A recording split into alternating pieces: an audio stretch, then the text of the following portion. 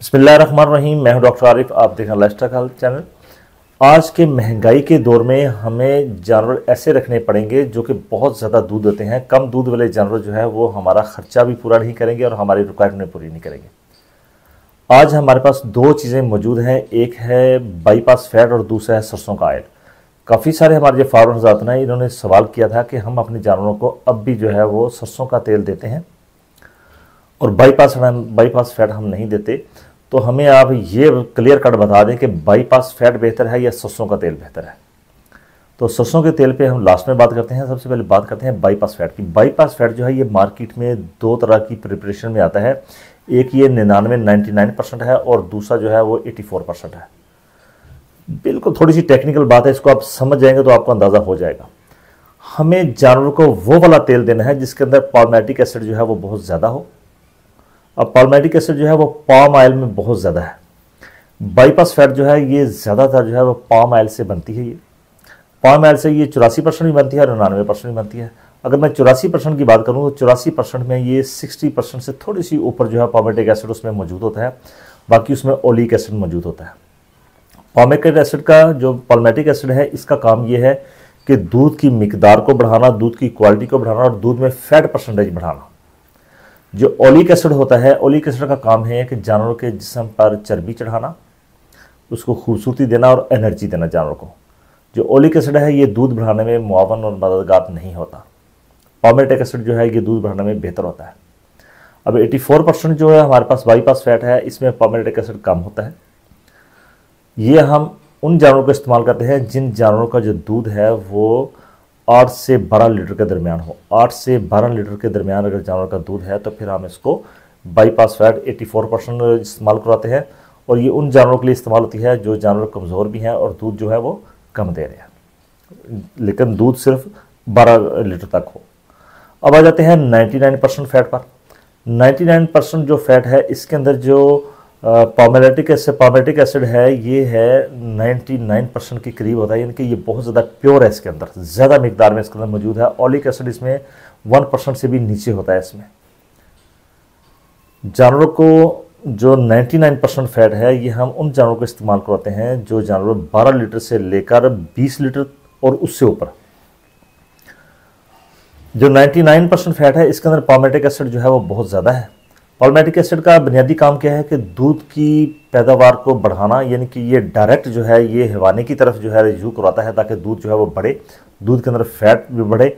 और जानवर अगर बहुत ज़्यादा कमज़ोर है आपका तो उसको सेहत भी देना और उसके जिस्म पे चर्बी भी चढ़ाना, ये जो काम है ये है पाल्मेटिक एसिड का, जो कि 99% है।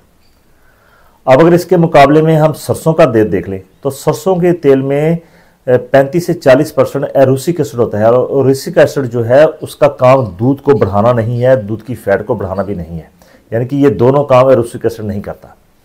अगर हम देख लें कि सरसों के तेल में पाल्मेटिक एसिड कितना है तो ये इसकी मिकदार 3 से 4%, हद 10% तक जो है मुख्तलिफ ऑयल जो है उस वहाँ तक ये चला जाएगा।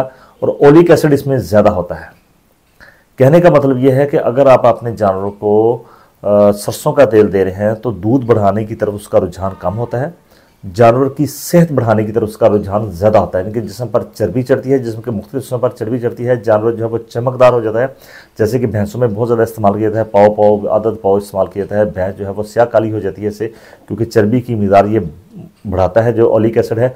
लेकिन पाल्मेटिक एसिड जो है ये इसमें सरसों के तेल में बहुत ज़्यादा कम है, इनके दूध बढ़ाने में इतना ज़्यादा ये मुआवन और मददगार साबित नहीं है। अब आ जाते हैं तीसरे स्टेप की तरफ।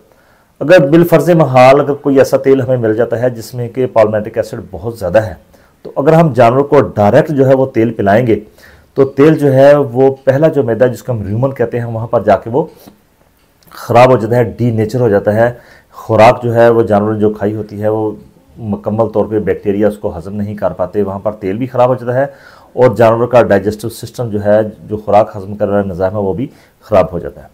तो हमें तेल को एक मखसूस प्रोसेस से गुजारना होता है। जैसे कि अभी हम बाईपास फैट 99% की बात करें तो इसमें हाइड्रोजनेटेड जो है वो प्रोसेस के ज़रिए जो पाम ऑयल है उसको खुश्क किया जाता है, उसके ग्रैन्यूल्स दाने बनाए जाते हैं। जब हम जानवरों को 99% फैट जो है खिलाते हैं, जब वो पहले मैदे में र्यूमन में जाता है तो वहाँ पर वो जाके मेल्ट नहीं होती, पिघलती नहीं है। अगले हिस्सा जो मैदे का जब वहाँ पर जाती है तो वहाँ पर जाकर वो मेल्ट हो जाती है, पिघल जाती है और सीधी खून में शामिल हो जाती है डाइजेस्ट होने के बाद। तो बाईपास फैट जो है वो सबसे बेहतर है, बेहतरीन है। अब अपने जानवरों को 100 ग्राम से लेकर 300 ग्राम 350 ग्राम दूध के हिसाब से, अगर दूध बढ़ता चला जाता है, इसकी मिकदार भी हम बढ़ाते चले जाएंगे। इससे फ़ायदे क्या होंगे आपको बाईपास खिलाने के? एक तो आपका जानवर जो है डायरेक्ट दूध की तरफ आ जाएगा, उसकी सेहत बेहतर होगी। बच्चा देने के बाद ख़ासतौर पर अगर मैं बात करूँ तो जानवर जो है वो बहुत जल्द 22 से 25 दिन के अंदर मुकम्मल जो है वो दूध पर आ जाएगा। दूध की पैदावार बढ़ी रहेगी, जानवर में नेगेटिव एनर्जी बैलेंस नहीं आएगा। उसका मतलब ये है कि जानवर खल बंडा जो है वो खाना बंद नहीं करेगा, सब चारा खुशी से खाएगा और 2 से ढाई माह के अंदर अंदर जो है वो हीट में भी आ जाएगा। सिर्फ हीट में नहीं आएगा बल्कि वो प्रेगनेंसी की तरफ भी आ जाएगा, प्रेग्नेंट भी हो जाएगा आपका जानवर। तो मेरे भाई, जो जिन भाई का सवाल था कि इसको हम जो है सरसों का ऑयल जो है वो इस्तेमाल करते हैं, अगर आप सरसों का ऑयल इस्तेमाल करते हैं तो बिल्कुल करवा सकते हैं, लेकिन दूध की पैदावार अगर आप बढ़ावा चाहते हैं तो सबसे बेहतर आपके पास जो है वो बाईपास फैट है। अब आ जाते हैं इसकी समरी की तरफ। अभी मैं सादा आपको बताऊं कि जो भी ऑयल मौजूद होते हैं उनके अंदर पाल्मेटिक एसिड और ओलिक एसिड जो है वो कुदरती तौर पर मौजूद होता है, उनमें ऐड नहीं किया जाता। तो आप जब भी कोई तेल सेलेक्ट करेंगे जानवर को देने के लिए तो उसमें सबसे बेहतर जो है वो वाला तेल आप चुनेंगे जिसके अंदर पाल्मेटिक एसिड जो है वो काफ़ी ज़्यादा मिकदार में हो। तो इसके लिए सबसे बेहतर जो है वो पाम ऑयल है। तो पाम ऑयल जो है वो मार्केट में बाईपास फैट की शक्ल में मौजूद है।